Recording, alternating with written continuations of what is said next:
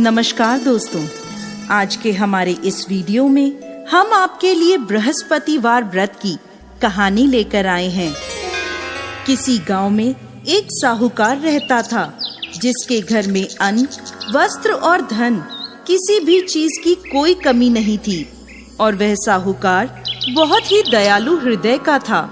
परंतु उसकी स्त्री बड़ी ही कृपण थी, किसी भिक्षार्थी को कभी कुछ दान में नहीं देती थी, सारे दिन बस अपने घर में ही लगी रहती थी। एक बार की बात है, एक समय एक साधु महात्मा बृहस्पतिवार के दिन उसके द्वार पर आए और भिक्षा की याचना करने लगे। स्त्री उस समय घर के आंगन को लीप रही थी। इस कारण साधु महाराज से कहने लगी, महाराज, इस समय तो मैं घर लीप रही हूँ, आपको कुछ नहीं दे सकती, फिर किसी समय आ जाइएगा। साधु ये सुनकर वहाँ से चले गए।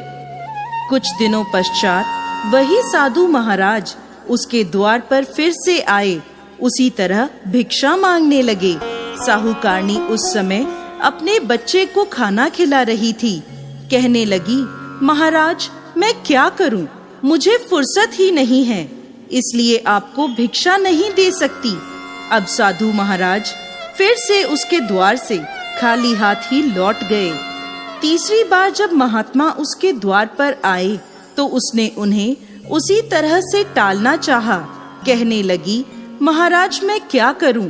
मुझे समय ही नहीं मिलता, इसलिए आपको भिक्षा नहीं दे सकती। परंतु महात्मा जी कहने लगे कि यदि तुमको हर समय का अवकाश मिल जाए तो मुझे भिक्षा दे दोगी? साहूकारनी कहने लगी, हाँ महाराज, यदि ऐसा हो जाए तो आपकी बड़ी कृपा होगी। साधु महात्मा जी कहने लगे, अच्छा, मैं एक उपाय बताता हूँ।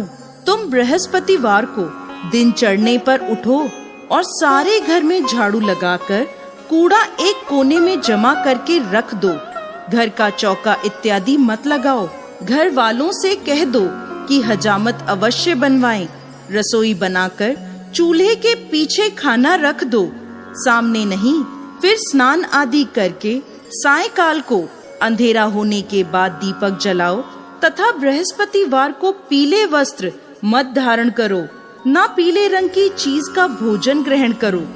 यदि ऐसा करोगी तो तुमको घर का कोई काम नहीं करना पड़ेगा, तुम्हें अवकाश ही अवकाश हो जाएगा। साहूकारनी ने ऐसा ही किया। वह हर बृहस्पतिवार को ऐसा ही करने लगी। कुछ समय बाद उसके घर में खाने को अन्न का दाना भी ना रहा। थोड़े दिनों में वही महात्मा फिर आए और भिक्षा मांगने लगे। परंतु साहूकारनी ने कहा, महाराज, मेरे घर में खाने को अन्न नहीं है, आपको मैं क्या दे सकती हूँ? तब महात्मा ने कहा कि जब तुम्हारे पास सब कुछ था तब भी तुम कुछ नहीं देती थी, अब पूरा अवकाश है तब भी तुम कुछ नहीं दे रही हो, तुम चाहती क्या हो? तब साहूकारनी ने हाथ जोड़कर प्रार्थना करी, महाराज, अब कोई ऐसा उपाय बताएं कि मेरे पहले जैसा धन धान्य हो जाए। अब मैं प्रतिज्ञा करती हूँ, आप जैसा कहेंगे मैं वैसा ही करूँगी। तब महात्मा जी ने कहा, बृहस्पतिवार को प्रातः काल उठकर स्नान आदि से निवृत्त होकर घर को गाय के गोबर से लीपो तथा घर के पुरुष हजामत ना बनवाएं। भूखों को अन्न जल देती रहा करो। ठीक सायंकाल दीपक जलाया करो। यदि ऐसा करोगी तो तुम्हारी सभी मनोकामनाएं भगवान बृहस्पति पूरी करेंगे।